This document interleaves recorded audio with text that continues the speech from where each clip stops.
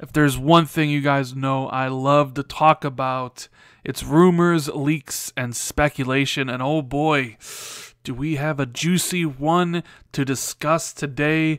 And it involves Microsoft's marketing rights for a whole bunch of different third-party games that we may or may not see at this year's E3 and beyond. And I thought it would make a good video to kind of go over what games are involved, as there are some pretty big ones, and what this potentially might or might not mean for Xbox going forward. What is going on, guys? Randall Thor 19, the man with the million, back again with another video. I want to thank everybody for, subscribing to the channel recently, seeing an influx of new users, so that is great. And yeah, if you end up enjoying this video, make sure you hit that like button, all that stuff. And make sure you check out the Xbox 2 podcast. Myself and Jez Corden, we talked about this a little bit yesterday, very briefly, during the podcast, but I wanted to go into it a little bit more in depth. So here we go.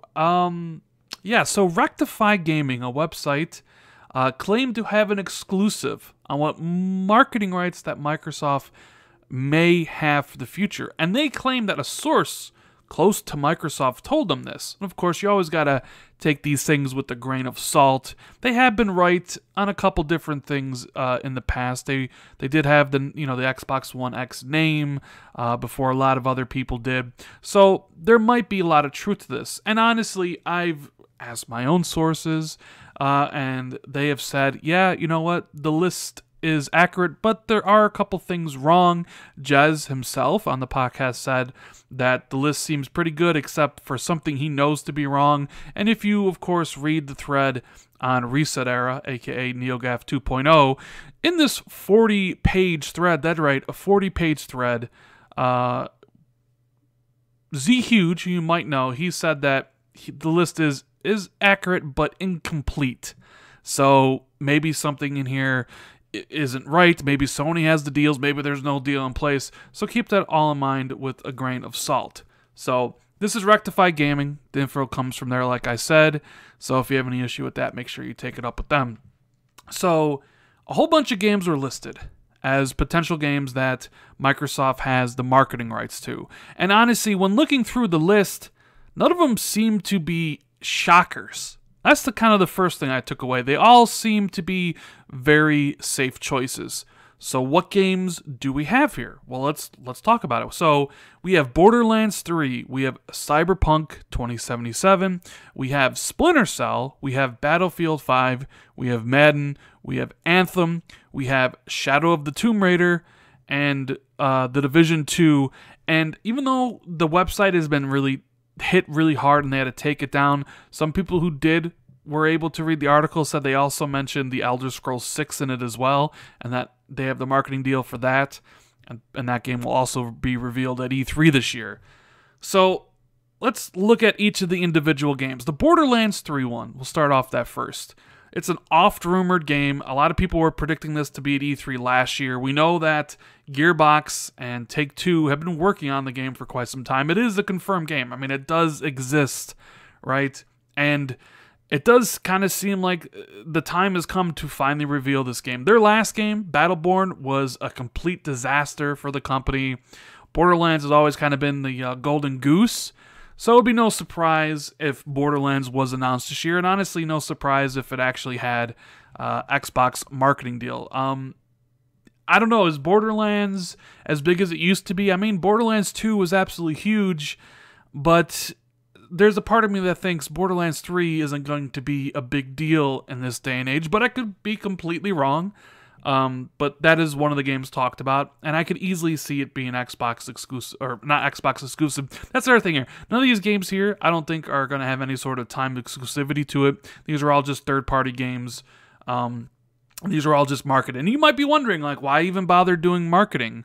You know, you want to get your console out there, your brand out there on television ads and things like that.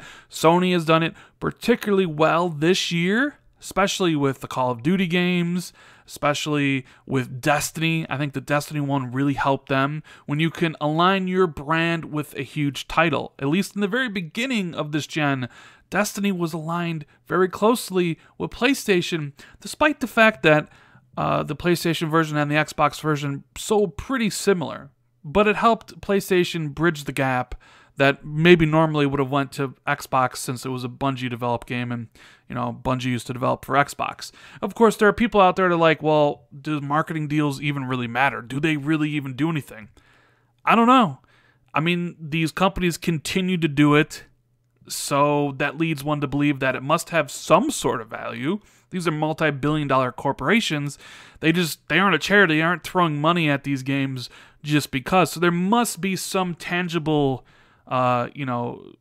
aspect that they get out of it. And it's usually just brand awareness. You want ads on TV running, that show PlayStation this or Xbox that or Nintendo that. And regardless if everybody knows the game's third party, it still is a good advertising trick. Sony does it, like I said, pretty well this year, and Microsoft has they haven't done it as much as they used to. Now, of course, Microsoft also has the Xbox One X, and a lot of these games are going to be visual showpieces, and you want to show off the best version of the game. So Microsoft has another reason to try and be marketing with a lot of these games, to show off the best version, because that's why Microsoft built the X, to be the best place to play the third-party games. And they were kind of hamstrung last year with the games that Sony had marketed with, right? They couldn't show off Destiny 2, they couldn't show off Call of Duty and some of those other games like Star Wars Battlefront 2, and use Xbox One X footage because it was a PlayStation marketed game. But now if you get these games out there, you can put out the best version and let people decide from yourselves. So that's kind of why they use the marketing. They want to be able to, promote the X and other different things and have Xbox actually out there once again in the mainstream. But yeah, so Borderlands 3, like I said, we talked about. Cyberpunk 2077. Now, this is the next huge game from CD Projekt Red. It's the next game since they've done The Witcher 3, which is a gigantic, huge success. One of the games of the generation. A lot of people consider maybe one of the best games of all time. And this one is, of course, set in a cyberpunk world. And there's been a lot of back and forth about who's going to have the marketing rights for this game, considering how big it is. And Microsoft has a previous relationship with the devs on this game. They had the marketing rights for Witcher 3, and Witcher 2 was exclusive on console to the 360. So there is a relationship there. It wouldn't be a surprise for Cyberpunk to be not only at Microsoft's E3 conference this year, hell, maybe even lead it off, because we know CD Projekt Red has already confirmed that they're going to be at E3 this year, and have the marketing deal for it. It wouldn't be a surprise. Of course, it wouldn't be a surprise if Sony had either, but they have a previous relationship. Next up is Splinter Cell. Now, here's the thing about Splinter Cell. This is a game that's not even announced yet. Yeah, there's been leaks, and I've done a video on it. There was the leak from GameStop. There was the leak from Amazon that, Ubisoft put it up themselves. The voice actor stuff. There's been a ton of leaks to kind of point to Splinter Cell being real. Now, with it being revealed at this E3 and Microsoft having the marketing rights, I wouldn't be surprised. Like I said previously in podcasts, I know someone who has played Splinter Cell a couple years ago. So I know the game's real. It's just a matter of when is this game coming out? And the first Splinter Cell was, I think, a timed exclusive for Xbox, the very first one. Conviction was a full exclusive for Xbox. And the franchise in general has a strong relationship, a strong attachment to Xbox. So once again, no surprise that if there is a new Splinter Cell, that it would have, a deal with Microsoft. In fact, I want to see this game revealed at Xbox during the conference. Not because of, I'm a fan of Xbox or whatever, but because it would just make a good moment. Stage goes black. You hear the iconic sounds of Sam Fisher's, headset or goggles come on, like the ding ding, right? And you hear Mike Ironside come over the loudspeakers to say, "Did you miss me?" And then you get her in his Splinter Cell. It'll be a great moment. That's one I hope actually happens. Next up, we have Battlefield 5. I mean, this of course isn't a surprise either, and that's what you're going to hear a lot out of these. Is they literally had the marketing rights for Battlefield 1 just 2 years ago. So to say they have the rights for Battlefield 5, I mean, it's a no-brainer, especially if, you know, Sony has the rights once again to Call of Duty. Microsoft would get the rights for Battlefield 5. It's like one has one and one has the other. Of course, you know, there's been talks that Call of Duty is with possibly an Xbox this year, and if that's the case, then I would assume Sony would have the rights to Battlefield 5. But once again, no surprise. We know the game's coming. They talked about it in their, you know, press calls from EA.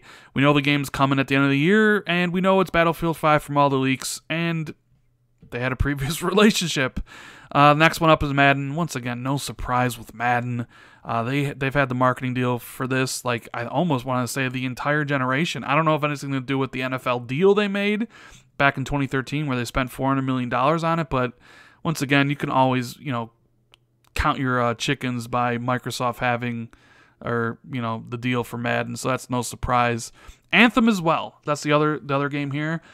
This game was debuted at Microsoft Stage. People assume that is a marketing deal as well, since Microsoft seems to be heavily behind the title. Of course, a lot of people aren't really interested in Anthem anymore after the whole debacle with Star Wars Battlefront 2.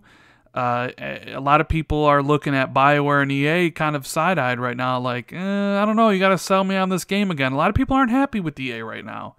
So hopefully this E3, BioWare can come back, show people what Anthem is really about, get away from all the loot box nonsense, and show off some really great gameplay to get people excited once again for Anthem. And that game is scheduled currently for beginning of 2019. I would imagine somewhere between January and March. And that would, not surprisingly, of course, be an Xbox One marketed game. The other one here is Shadow of the Tomb Raider. I mean, Rise of the Tomb Raider was a one-year timed exclusive. This game comes out on September 14th, a week after Spider-Man on the PlayStation. So I'm assuming Microsoft would want to get in there at least with some advertisements on that. It's probably, you know, a game that they can get for relatively cheap, considering it's not done by Crystal Dynamics. It's the third game in the franchise. I don't expect it to be as big as Rise of the Tomb Raider, but, you know, you kind of do need some ads to kind of counterbalance the ads that Sony will be putting out this holiday. And Shadow of the Tomb Raider, it kind of feels to me like Shadow of the Tomb Raider would be this year's Middle-earth Shadow of War, a game that Microsoft had marketing rights for last year, and they'll grab it this year. And of course, there's The Division 2, a game that Ubisoft already announced previously. They said we'll learn more about it at E3. The first game had marketing rights with Xbox. This game's probably going to be coming out, early next year, potentially. Ubisoft loves a game that they can launch beginning of the year, and it always does well. Far Cry 5 this year, Ghost Recon and For Honor last year. I forget what they did the previous year, but they seem to have a lot of success launching early in the year, and that's what I would imagine The Division 2 would launch, maybe early 2019. And no surprise, once again, there's that word again, surprise, that The Division 2 would be with Xbox. But like I said, I asked a couple people I know. They said the list seems to be accurate, although something's missing or something's wrong. Jez talked about on the podcast, he knows something for sure to be wrong. And Z Huge in the Reset Era thread said that it's pretty accurate, but not 100%. So I don't know. Is one of the games with Sony, is the list not complete? Is there another game that we're missing? Like, I know Metro Exodus, there was a game that was debuted at Microsoft Stage last year. The game was supposed to be coming out sometime this year. I guess maybe you could add that to the list as a potential game for Microsoft. But, you know, these are just marketing deals. Do they really have any effect on gamers? Not really. All these games are going to be coming to PlayStation or Nintendo Switch anyways. It's just a way for Microsoft to put their Xbox brand, the logo out there in more like places on TV ads, and kind of get more awareness about the Xbox One X versions of these games, because, you know, they're all going to look really pretty, while Sony, you know, touts their exclusives and their relationship with two of the biggest games of the holidays, presumably Black Ops 4, and we already know Red Dead 2. So it's kind of like Microsoft at least needs some ammunition to fight off some of that stuff. And I'm more interested in the fact that we might see all these games at E3, because that would actually imply that, you know, the conference is going to be pretty big.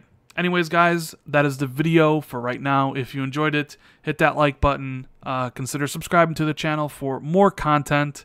Hit the notification bell so you're always notified when I do drop the new content. And share this out on Twitter, all that good stuff. Really appreciate everybody that takes the time out of their day to watch my videos. Leave a comment, hit the like button, all that stuff. And I'll see everybody in the next video. Later, guys.